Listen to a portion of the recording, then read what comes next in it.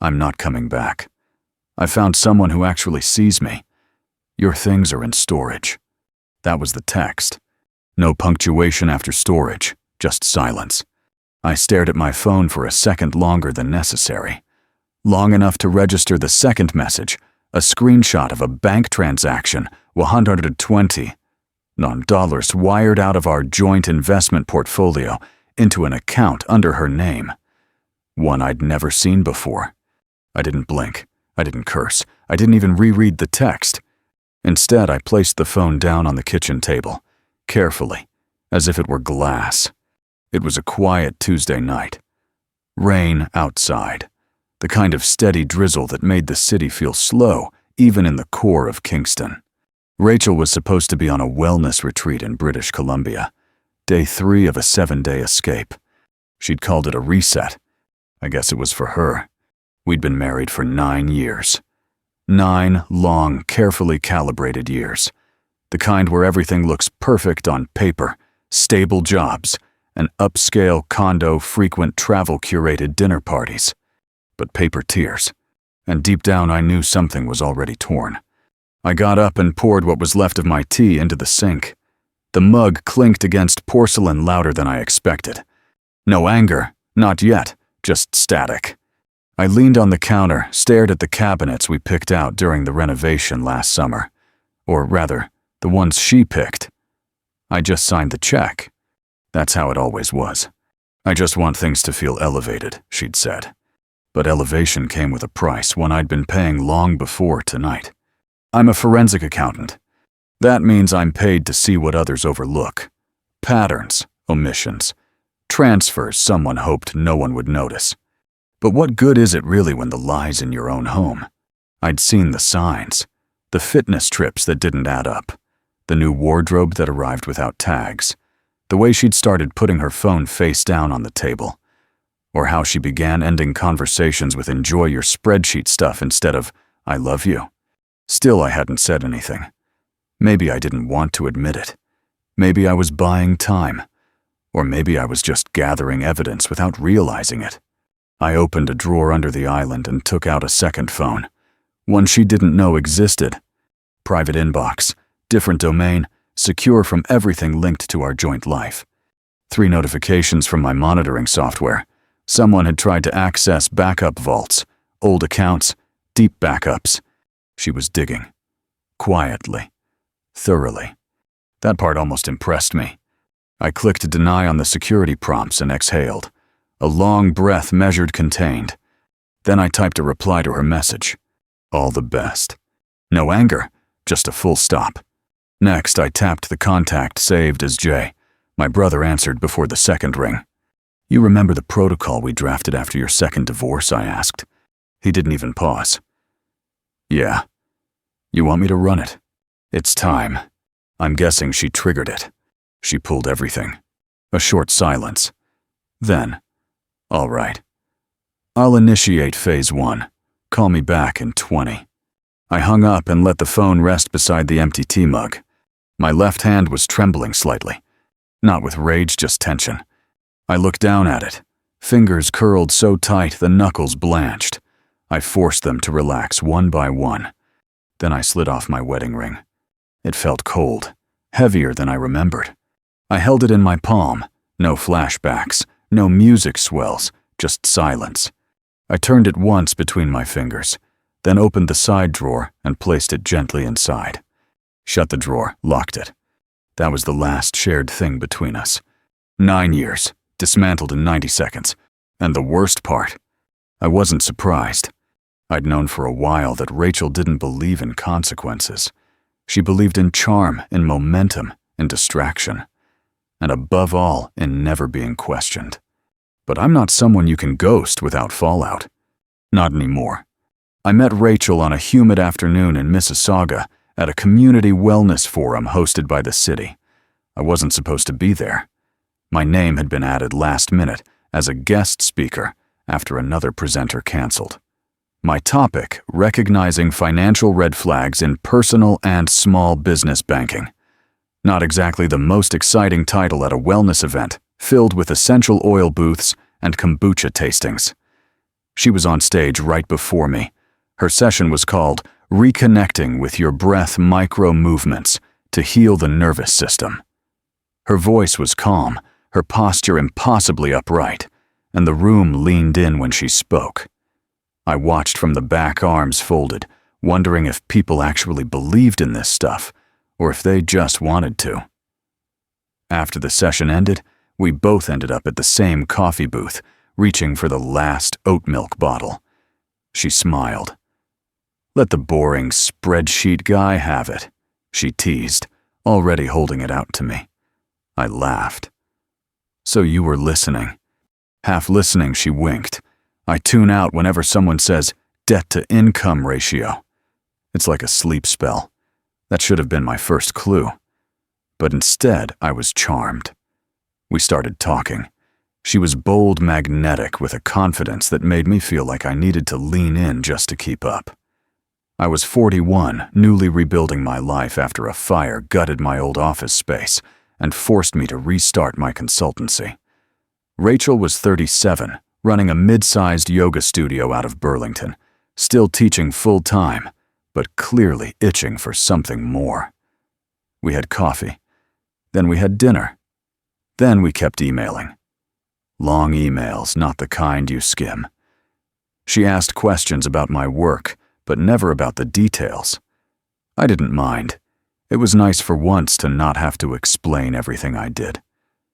Our relationship started long distance. She had her studio, and I was bouncing between clients across the province. For 10 months, we relied on weekend visits, phone calls, and messages that were sometimes more romantic than real. It was easy to imagine a perfect life when we were only in each other's orbit a few days at a time. In hindsight, I didn't fall for the real Rachel. I fell for the version that existed in gaps, the curated weekends, the emails full of emojis, the absence of daily friction. We got married just shy of a year in, small ceremony, a rented hall. Her friends wore mismatched shawls, and we had a vegan cake that no one liked.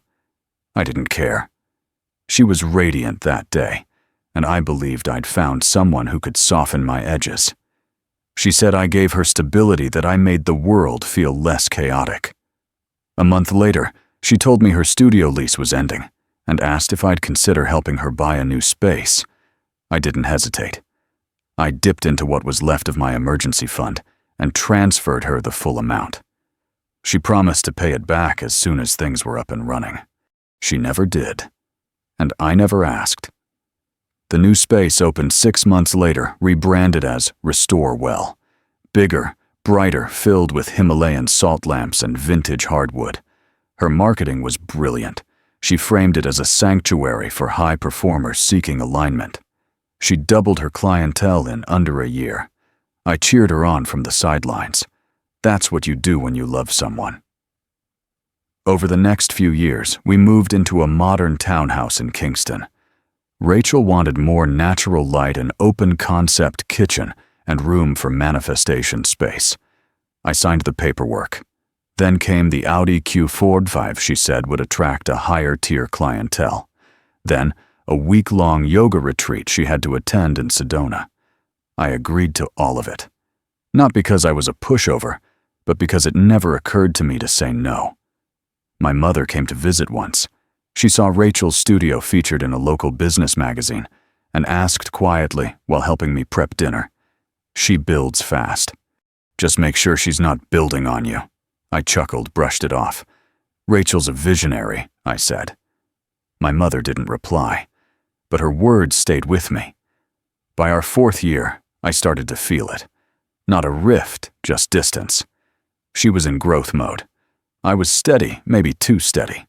Her days were packed with expansion meetings, sound therapy trials, and online influencer partnerships. She began referring to herself as a wellness strategist.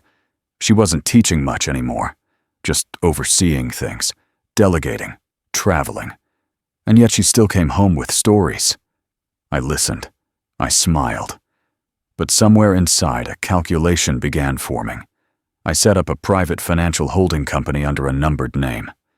At first, it was just to handle international clients more smoothly a legal but discreet way to manage assets. But then I realized this was more than business. It was insulation. I moved some liquid capital into hard assets, precious metals, digital currencies, trust funds with staggered access structures. I didn't hide these things illegally. I just kept them outside the joint perimeter. Rachel still had access to our main checking and joint investment account. She never asked about anything else. Sometimes I wondered if she cared. Other times, I was sure she didn't. By year 5, Restorewell had grown into something much bigger than either of us imagined. Rachel opened a second location in Guelph and began licensing her class structure to up-and-coming instructors. She was hosting corporate retreats, collaborating with lifestyle brands, and hiring content teams to manage her online presence. I watched as the Rachel I married evolved into someone glossier, someone always on camera, someone fluent in hashtags and sponsorships and alignment partnerships. She stopped asking how my day went, not out of cruelty, just out of pace. Her world was moving faster than mine, full of color events interviews. Mine was spreadsheets, risk models, and client privacy. My name never made headlines. Hers was showing up in industry lists. I didn't resent her success. I truly didn't. But I started to wonder, when did we stop being a we? Around our 6th anniversary, she began going on restorative residencies. Wellness sabbaticals, she called them. A week in Banff to co-host sound baths. 10 days in Whistler for mindful collaboration with a Swedish brand. I'd see photos on Instagram, her in soft pastels, on balconies with matcha. Her captions were full of vague wisdom. Trust the seasons. Honor your rhythm. Meanwhile, I ate leftover pasta in front of my dual monitor setup, tweaking cost projections. I kept supporting her dreams, financially, logistically, quietly. I didn't even flinch when she told me she needed a new mobile energy hub, a custom-outfitted van for pop-up classes and private healing sessions. It cost more than the car I drove, but she said it was crucial for the brand, so I wired the money. One night, she came home late from a partnership dinner and dropped her phone on the counter. For once, the screen wasn't locked. I saw a name I didn't recognize, a text thread. I didn't read the messages. I told myself I trusted her. That night, I stared at the ceiling for hours. The next morning, I tightened the parameters on my asset security systems, not because I thought she'd steal, but because I knew instinctively that she no longer saw me as essential. I was stable, dependable, predictable, and eventually invisible. We drifted into our 7th year like passengers on different ships, radioing occasionally across the waves. Rachel threw herself deeper into the brand. She now referred to Restorewell as the collective. She stopped saying my studio and started saying our movement. But I wasn't part of that. At home, conversations became transactions. Can you review this lease? Did the credit line go through? Did the tax guy finish the projections? I was no longer her partner. I was her infrastructure. And still I stayed. Because when you've spent years building something, walking away feels like setting fire to your own foundation. On our 8th wedding anniversary, I booked us a quiet dinner at the same bistro where we first celebrated after signing the marriage license. I even requested the same table near the fireplace. Rachel showed up an hour and 40 minutes late. She was on a call when she walked in, AirPods still in. She ended it with a laugh and a namaste. Then she handed me a small box. I got you these, she said out of breath. Limited edition runners. Custom drop. I think they match your vibe. I opened the box. Bright orange sneakers, something a 20-year-old personal trainer might wear. I nodded. Thanks. We ate. I said little. She talked about expansion plans possibly into Vancouver next year. She asked if I could run numbers on a franchising model. When we got home, she went straight to the guest room to finish a presentation deck. I stood in the hallway for a while holding the box with the sneakers. Then I walked to my home office, sat down at the desk, and opened the contingency file labeled Horizon Fall. I updated the asset structure, revoked passive access links, rebalanced digital holdings, and removed her as a beneficiary from 3 backup accounts. Not out of anger, out of necessity. She hadn't left yet. Not physically. But Rachel had been gone for a while. What remained was the branding. By year 9, the space between us was a canyon. We shared a home, but rarely meals. Conversations were brief.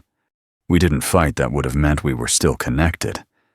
She floated through wrapped in linen, smelling like lavender and ambition. I tracked her calendar out of habit, not suspicion. She hosted a healers-only summit in British Columbia. I asked half-heartedly if I could join. She laughed. You'd hate it. It's all smoothies and soul workshops. And I laughed too. But it hurt. I made her tea before she left. She forgot it on the table. That's when I knew. The next day, I rewrote my personal access vault protocol. I rerouted all alerts to a secondary secure system. That final week before everything collapsed, I remember watching her pack. She was singing, carefree, beautiful in the way that pain makes you remember. I didn't say anything, because part of me already knew this wasn't just a break in trust. It was a full reset. She wasn't planning a trip. She was executing an exit. And I was the last to know, but the first to prepare. That Tuesday night after the message, the transfer, and the silence, I just sat there. No rage, no outburst, just calculation. Rachel had made her move. Now it was time for mine. I didn't reach for our joint accounts. That would have triggered alerts she might already have anticipated. Instead, I logged into my private financial dashboard, an interface I'd built over years. Equal parts secure and surgical. There's a misconception most people have about revenge. They think it's loud, explosive. But the most effective retaliation is quiet, legal, documented. So I started with the investment accounts, the ones we'd technically opened together, but I'd contributed over 90% of the capital. And here's where most people get it wrong. When a relationship breaks, they assume everything must be split 50-50. Not if you can prove disproportionate input. I initiated what's called a capital source verification, essentially a formal inquiry that freezes contested assets until the origin of funds is legally reviewed. No need for court orders, no messy calls to the bank. Just a quiet request to the fund administrator, supported by pre-prepared ownership documentation and contribution receipts. Within 20 minutes, the $120,000 Rachel withdrew was flagged as part of an open dispute. Not reversed, not reclaimed, but paused. Untouchable until reviewed. That was step 1. Next, I looped in my attorney. Not to file for divorce, yet. Not yet. I wanted something stronger. Can you draft a notice of temporary liquidity suspension on our limited partnership holdings? I asked her. She paused. Rachel tried to withdraw. She did. And she didn't just take money. She tried to erase me. I want that message on record. You've got the receipts. I've got everything. She promised to deliver the draft by morning. I turned to Phase 2 physical assets. Rachel mentioned in her text that my things were in storage. She even included a location and an access code. How generous. It was a 24-hour storage facility on the edge of town. I arrived just before midnight. There were 2 cardboard boxes in a 5 unit, neatly stacked, labeled Michael. Inside some shirts, a few old phone chargers, my second best suit. It felt like I'd been packed away like expired inventory. But it wasn't the absence of valuables that cut deepest. It was what had been taken, a hand-bound thesis my mother wrote in university, gifted to me after she passed. a vintage collection of vinyl records from my uncle, each one with his handwriting on the sleeve, and an old mechanical watch from my former mentor, the man who'd taught me everything I knew about fraud detection. All gone. This wasn't storage. This was deletion. I drove home in silence, the boxes in the back seat like caskets. At 3:12 a.m., I logged into the secure vault and revoked all passive access points associated with Rachel's devices, just in case she'd left a back door in. Then I did something most people wouldn't think of.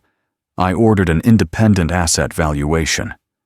A third-party auditor not tied to either of us to appraise the totality of our shared business holdings and real estate. This wasn't just about protecting what was mine. It was about documenting the imbalance. Because here's the truth, in Canada, divorce doesn't automatically mean equal split, especially not if one party can prove disproportionate contribution, unauthorized withdrawals, or financial misconduct. I wasn't just preparing for battle. I was building the evidence before the war began. Around 7:00 a.m., Jason called. "You up?" "Didn't sleep. I've blocked her number from the firewall. She won't see what you're doing next." "Good. I need a full diagnostic on system access. If she tried anything with the holding accounts, I want timestamps." "You got it." "And Jason?" "Yeah, thanks. For not saying I told you so." He paused. "I knew you saw it coming. You just needed to feel it first." I ended the call and sat down on the floor of my office. I looked at the only personal thing Rachel hadn't erased, a post-it she'd once scribbled when we moved into our first home. It said, "We're a team now. Always." I tore it in half and dropped it into the shredder. Because teams don't delete you from your own life. They don't steal your story and call it healing. By mid-morning, my attorney sent over the liquidity suspension letter. We had it notarized and hand-delivered to our business administrator, effectively freezing any asset tied to Restorewell without legal sign-off. Within hours, Rachel's access to expansion capital dried up like a tap turned off. I didn't block her number. Not yet. I wanted to see what she'd try next. By noon, the texts came. "Michael, what are you doing? I can't access the operating fund. This is a misunderstanding. Can we talk like adults?" I didn't reply. Because here's what they don't teach you in self-help books. Silence is a strategy, documentation is a shield, and preparation is the cleanest form of revenge. By late afternoon, my phone lit up again. "Michael, this is out of proportion. I only took what I helped build. We're not enemies. Don't turn this into one of your case files." I stared at the screen, then locked it. She still thought this was personal, emotional, messy. She hadn't realized this was already procedural. I spent the rest of the day finalizing the security protocols with Jason. He ran a diagnostic on every IP that had attempted unauthorized access over the past 72 hours. 3 of them linked back to Retreat Center Wi-Fi in British Columbia. One was a burner phone. She was casting a wide net, but she was sloppy. By evening, I drove to the office. My assistant Carla was surprised to see me. "I thought you were taking time off." Plans changed. She hesitated. "Rachel called here. Said there was an urgent issue with account access. She'll need to speak with counsel." Carla nodded, then added quietly. She sounded frantic. Frantic was good. Frantic meant uncertain. I went into my office, closed the door, and opened a new case folder this time. Not for a client. Case Turner versus Bowman. I started mapping everything. Date of her transfer. Date of her retreat departure. Her known business movements over the past 30 days. All shared accounts. All business accounts tied to Restore. Well, all devices she'd logged in from. I wasn't building a war room. I was building a record of erosion. Because in law, clarity wins. At 9:40 p.m., I received a push notification from my identity protection service. Rachel had attempted to apply for a business line of credit in both of our names, using the downtown property as collateral. She didn't even bother to inform me. The application was flagged for manual review and rejected. But the damage was real. She was no longer acting impulsively. She was acting strategically. So I went one step further. The next morning, I retained a digital forensics consultant, someone I'd worked with during a corporate embezzlement case. I asked him to run a full trace on Rachel's communication history for any potential misuse of joint financial data. Nothing invasive, just metadata timestamps and indicators of consent or the lack thereof. If Rachel tried to claim ignorance later, I wanted a timeline. By Thursday, my lawyer filed a preliminary financial misconduct complaint with the family court registry. Not a lawsuit, just a formal alert enough to put a freeze on certain distributions and notify the court that high-value assets were being contested. Rachel had effectively declared financial independence with that one transfer. I was just responding in kind. That night, Jason came over with takeout and a USB stick. She's rerouted 2 payments from RestoreWell into an unlisted personal account. Amount just under $11,000 each. Small enough to avoid bank review. But consistent. Yeah, this wasn't a one-time decision. This was part of a drip strategy. I nodded. She started planning this before the Vancouver pitch. Jason looked at me. Do you want to play nice or win? I want to walk away without wondering what else she might have taken. He slid the USB across the table. Then you're going to need everything. And I did. Because by Friday, Rachel showed up at my office. She wore a scarf I'd given her years ago, the kind of gesture meant to soften a blow before it lands. Carla buzzed me. She says she won't leave without speaking to you. Tell her I'll be out in a moment. I opened my desk drawer and took out my notepad. The front page had one word written in block letters: sequence. It wasn't about being cruel. It was about control. When I stepped into the lobby, Rachel looked up, eyes glassy but still sharp. Michael, she said, tone like a breath. This is insane. You've locked everything. I can't move money. I can't pay staff. You withdrew funds from a contested account without disclosure. That's financial misconduct under Ontario law. I only took my share. Then you'll have no problem proving your share in court. People around us were staring. She lowered her voice. We were partners. This doesn't have to be hostile. You're right, I said. That's why I've left a mediation option open in the preliminary filing. Preliminary what filing? I handed her an envelope. She didn't open it. I trusted you, she said, barely audible now. No, I replied. You trusted I wouldn't fight back. And I walked away.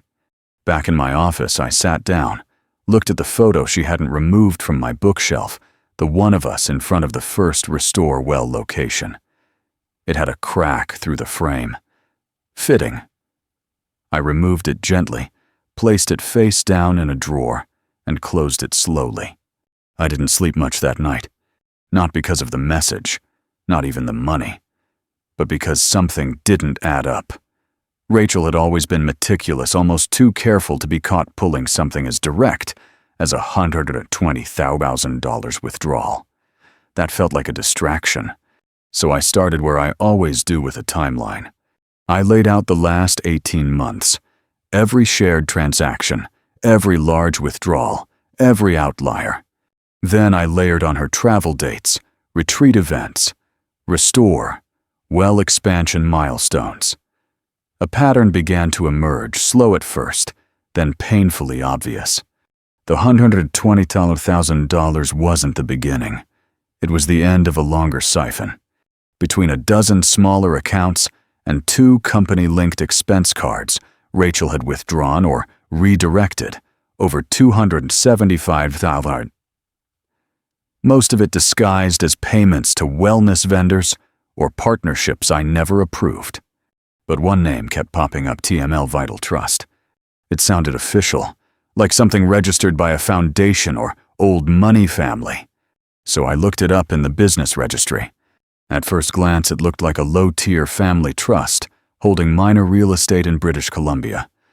But when I opened the legal declaration, The trustee listed was Elaine Turner, my mother, dead 6 years.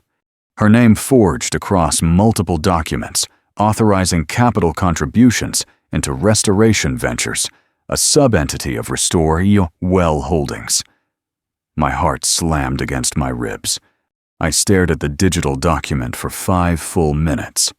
This wasn't just fraud. This was personal. Rachel had used my dead mother's name, a woman who never liked her, never trusted her to add credibility to a shell fund. Why? Because investors love legacy. It softens things. It looks legitimate. It looks inherited. And in one disgusting move, Rachel turned my mother into a prop. I printed the document, highlighted the signature, pinned it to my wall. Then I called Jason. She faked Mom's name. Silence. She forged legal authority under the name Elaine Turner to open a trust that funneled investor money into a ghost company under Restore Well Holdings. Jason's voice dropped. We can go criminal on this. I know, but first I'm going provincial. That afternoon, I filed a request for provincial financial audit on TML Vital Trust and Restoration Ventures under suspicion of misrepresentation and identity misuse of a deceased person. The CRA doesn't move fast, but they do move, especially when the name in question is used to solicit capital. Chung Lut Jo-I dug deeper into her latest expansion. There had been mentions, vague and poetic, about a new spiritual location, a return to roots land and legacy. That kind of wellness language usually means overpriced retreats in heritage homes. I checked the project file attached to her name through Restore Well's secured Google Workspace. There it was a proposal to open a Restore Well heritage retreat in a quiet property with intergenerational resonance. The address? My childhood home. The house Mum left me. The one I had been quietly renting to a retired librarian couple. She had listed it as the spiritual anchor of her next investment pitch. I remember just sitting there, staring at the screen, mouth dry. Not only had she used my mother's name, she was planning to commercialize the very home Mum had left me. Not for healing, for branding. And I hadn't even known. I stared at the proposal for the new Restore Well Heritage Retreat, her grand pitch to investors using my mother's house as a sacred wellness ground. My name wasn't mentioned. Neither was hers. But the PDF's metadata told a different story. Uploaded by AR Restore Phase. That acronym stuck with me. I'd seen it before, faintly repeatedly in our monthly expense reports. I thought Rachel was just running a pilot program. I was wrong. Something deeper and dirtier was going on. And AR. That was my next thread to pull. By the time the audit request was acknowledged, I had already gone 3 layers deeper. See, Rachel wasn't working alone. In multiple transaction notes, vendor fields, and partnership line items, there was a repeating abbreviation, AR Restore Phase. I hadn't noticed it before. It looked like just another health supplement supplier. But when I matched the initials against recent Instagram tags from Rachel's retreat in Whistler, one face kept appearing beside her. Alex Reed. He was labeled in every other post, smiling shirtless, posing with singing bowls, or flanked by Rachel on a rock during sunrise alignment breathwork. I zoomed in on one story highlight co-founder energy. I recognized the branding on the yoga mat in the background, the same limited edition print we had paid for during Restore Well's first media launch. Rachel had given it to him. He wasn't just a partner in life. He was embedded in her brand. And now the name AR Restore Phase clicked. AR Alex Reed. Restore Phase, his failed wellness startup from 2 years ago. A quick business check revealed he had officially dissolved his company after defaulting on 2 business loans. One of them was co-signed by an unnamed investor from Ontario. Guess who? Using transaction IDs and gateway tags, I traced $63,000 of payments Rachel made from our shared business account directly into Restore Phase accounts, disguised as consulting and licensing, spread out over 9 months, just under the radar. And worse, one transfer came just days after I sold off a rare wine investment to cover Rachel's international wellness certification. That money, my money, had funded a man whose entire business model was buzzwords and borrowed identity. Alex wasn't just a rebound. He was a brand parasite. And I wasn't just the betrayed husband. I was their angel investor. Unwilling, uninformed, but undeniably real. I printed the timeline. Every transfer, every trip, every hashtag. Then I did something I hadn't done since university. I built a case board. Strings, photos, transaction numbers, legal documents. On one side, Rachel and Alex. On the other, Restore Well. TML Trust My Mother's Home. At the center, me. Not as a victim. As the last man standing between their empire and a reckoning. The next morning, I filed a formal notice of asset misrepresentation and identity misuse, with CRA citing not just my mother's name, but also false usage of property ownership in business pitch materials. I added attachments, photos, invoices, investor deck slides with my childhood home in the background. Then I called my lawyer. Add Alex Reed to the financial misconduct notice. On what basis? He received over $60,000 in shared business funds. No services rendered. No contract. No public disclosure. There was a pause. Then, we can list him as a recipient in a suspected siphoning scheme. That will trigger forensic review. Do it. I didn't expect to meet Alex Reed in person. But 2 days after the CRA filing, I received an email. No subject line. Just a message from a Gmail account named AR Collective Mind. We should talk. I'm not the enemy. Rachel is making promises she can't keep. Meet me at the Wellnest Cafe 3 p.m. Thursday. It was signed simply AR. I debated ignoring it. But then I realized if a leak appears in your enemy's ship, you don't plug it. You follow the water. So I went. The Wellnest Cafe was exactly what I expected: minimalist, overpriced, full of co-working wellness consultants typing on MacBooks beside Palo Santo sticks. Alex was already there. Aviator glasses, athleisure shirt tight enough to show off a gym membership, but not enough to distract from his anxiety. Michael, he stood, extended his hand. I didn't take it. Let's skip the pleasantries. He sat. I didn't know what she was doing with the trust he started. She used my dead mother's name. He blinked. Rachel said, "Careful." He swallowed hard. Look, I didn't sign anything. She said the money was from an anonymous family fund. She said everything was above board. I leaned forward. Then why did you scrub your name from the property deck metadata? He went silent. I don't care if you're her boyfriend, partner, or third chakra alignment coach. I care that you accepted money that didn't belong to you and helped rebrand stolen identity as legacy wellness. He looked panicked now. I didn't know about the CRA. I didn't know she filed in your mother's name. I didn't know the house. You knew enough to cash every transfer. I can give it back. You can give a statement. That's what you'll do. Full disclosure. Every dollar. Every conversation. In writing. And then what? Then maybe I won't add your name to the criminal complaint.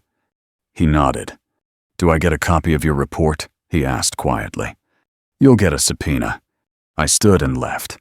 That night, I added Alex's notes to the master file. I also received confirmation that CRA had escalated the case for formal audit. My attorney followed up with a civil injunction freeze Rachel's commercial activities tied to any properties in my name. And then came the knock. Carla buzzed me at 4:07 p.m. the next day. Rachel's downstairs. She's not smiling. I walked out calmly carrying one folder. She was in the lobby. No yoga clothes, no soft hues. A tailored suit, dark lips, jaw clenched. You reported me. You used my mother's name. You froze our business. You liquidated our partnership. You humiliated me. I tilted my head. You thought silence meant consent. You think this makes you powerful? This makes you cruel. No, I said quietly, it makes me done. I handed her a single page, an official CRA notification, confirming formal investigation tax review and property misuse inquiry. She read the first line and went pale. I loved you, she whispered. No, I said. You leveraged me. I turned away. And just like that, the last thread snapped. The mediation room was colder than I expected. Maybe it was the sterile air conditioning, or maybe it was the tension sitting in the space between Rachel and me, silent and volatile, like a match waiting for oxygen. I arrived first. My lawyer, Sarah, quietly set out a thick stack of documents. She looked at me calm, but focused. Stay factual. Let them escalate if they want to. You don't need to raise your voice. The truth does the work. I nodded. The door opened. Rachel entered in a beige suit, polished, minimal expensive, the kind of outfit that says, I'm fine. I'm in control. Except for her eyes. They flicked briefly toward me and away again. Her lawyer, Mark, was a polished corporate type. He barely glanced at me. We'd like to begin, he said, taking his seat. Sarah opened with the basics. This is a standard asset division mediation. But due to ongoing CRA involvement and potential criminal investigations, we've also requested a court observer. Rachel's brow twitched. That's unnecessary. This is a misunderstanding, not a crime. Sarah smiled serene. That depends on whether forgery and misuse of trust assets are still criminal offenses in this province. I believe they are. Mark interjected. Our position is that Michael Turner exercised financial coercion and undue control over shared funds during the marriage. Our client was financially dependent, uninformed, and was cut off without warning. This is classic financial abuse. Sarah waited, then slid a document across the table. It was color-coded. Every transaction, every account, every hidden funnel. We have records showing that over a period of 18 months, Rachel systematically redirected funds from shared accounts to a trust registered under a forged signature. The deceased person, Michael's mother. Mark stared at the page. We'll need to review. Please do, Sarah said. That's Exhibit 1 through 19. CRA already has them. Rachel leaned in, her voice low. This isn't what it looks like. No, I asked. What does it look like? Rachel, enlighten us. It was supposed to be transitional, she said quickly. We were building something restore.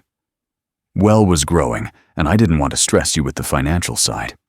You mean the side where you drained $280,000 through 3 ghost LLCs and a forged family trust? Her voice dropped. I was going to pay it back. With what Alex Reed's charisma. She went silent. Sarah turned another page. This is a signed affidavit from Mr. Reed. He confirms that Rachel informed him the money came from a private family fund, and that she used it to relaunch his failed wellness brand under Restore Face. Rachel scoffed. Alex, you believe him now, he's just bitter. We also have metadata. Sarah continued unfazed. From your Restore Well pitch deck. You uploaded it from an account linked to Alex's business IP, including a property falsely identified as an inherited family asset. That property is in fact Michael's. Mark was silent now. Rachel's jaw clenched. You had no right. You had no right, I cut in. You used my family's name, my home, my money, and tried to erase me from the very legacy I built. Rachel's voice shifted lower, more desperate. You wouldn't have survived this business world without me. I was the face, the energy. People came to Restore. Well, because of what I gave it. I looked at her. You're right, I said quietly. I didn't survive. I rebuilt. Sarah opened another folder. This one thinner but heavier in implication. This is a notice from the CRA. Due to verified fraudulent filings involving the TML Trust, a full audit has been approved. During this process, all business entities tied to Rachel Bowman and Restore Well Holdings will be frozen. Mark whispered something to Rachel, but she was staring at the document. Her hands trembled slightly as she read. She looked up. You're destroying me. No, I replied. You did that the moment you assumed I'd stay quiet. Sarah added. In light of these developments, and to avoid criminal proceedings, Michael is offering a final settlement. She slid one final agreement across the table. Terms. Rachel relinquishes all claims to shared property and investments. She retains her car, personal belongings, and her original yoga studio. No alimony. Restorewell Holdings will be dissolved with assets liquidated to repay misused funds. Rachel agrees to a permanent removal from any financial operations tied to Michael's name trust or estate. Rachel didn't move. "You tricked me," she finally said. "No," I replied. "I protected myself." She looked down, signed the agreement. No further words. As Sarah gathered the paperwork, Rachel turned to me. "I never thought you'd fight back. You never thought I'd prepare." I stood, gave a small nod to the observer, and walked out of the room. Outside, the sun was blinding after hours under fluorescent mediation lighting. I didn't feel triumphant, but I felt steady, and that was enough. I sat alone in my apartment, the glow of the laptop screen casting shadows on the walls. The headlines were everywhere. Wellness guru exposed in financial scandal. Rachel Bowman's empire crumbles. Each article dissected the situation, painting Rachel as the mastermind behind a web of deceit. My inbox was flooded with messages, some from friends expressing support, others from journalists seeking interviews. I ignored them all. I wasn't ready to talk. One message stood out.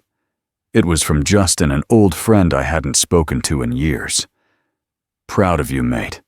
Took guts to stand up for yourself." I stared at the screen, emotions swirling. I replied, "Thanks. Just trying to find peace." Public opinion was divided. Forums and discussion boards buzzed with debates. Some hailed me as a hero who exposed the truth. Others criticized me for airing dirty laundry in public. It was overwhelming. Rachel's social media accounts went silent. Her once thriving Instagram, filled with yoga poses and motivational quotes, was now private. The silence was deafening. An unexpected email arrived. Subject: apology. It was from Alex. "Michael, I had no idea about the forged documents. I was blinded by ambition and trust. I'm sorry for my part in this mess." I stared at the screen, conflicted. I chose not to respond. A meme circulated online, a photoshopped image of Rachel in a yoga pose behind bars, captioned, "Namaste in jail." It went viral, further cementing her fall from grace. I found no joy in it.